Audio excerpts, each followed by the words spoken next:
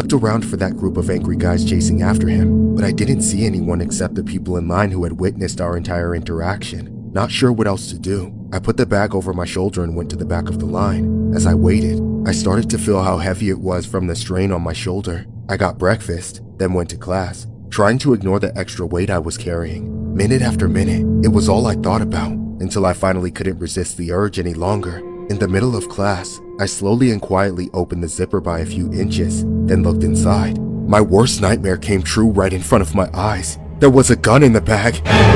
Immediately, my skin felt like it was on fire, and I started sweating profusely. I was afraid if I bumped the bag the wrong way, the thing inside might randomly go off. After 20 more agonizing minutes, that class period ended, and I had my chance. On the way to my next class, I walked by a bush and placed the bag behind it as discreetly as I could. I planned to tell Zach where I stashed it. A few hours later, school was almost over. Once I left, I'd be home free. But the school had other plans.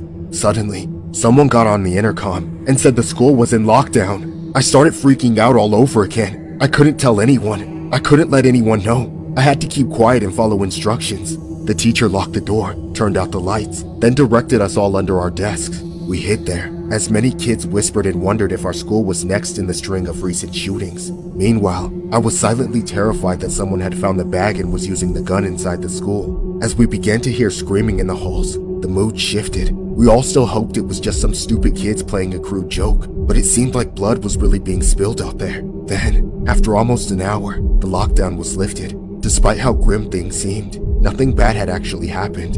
I left the class with everyone a few minutes later. Then I started making my way to the buses. And just before I was able to step onto the bus, 2 police officers stopped me and told me to come with them. They led me to the principal's office, where a dozen other cops and school administrators were waiting for me. Just my luck, someone had found the bag, and I was right there on camera, stashing it. I flipped on Zach instantly, not caring about him at all, just wanting him to take the blame for the shit he dragged me into. Of course, even though Zach got arrested for bringing the gun, I couldn't avoid getting taken into custody either.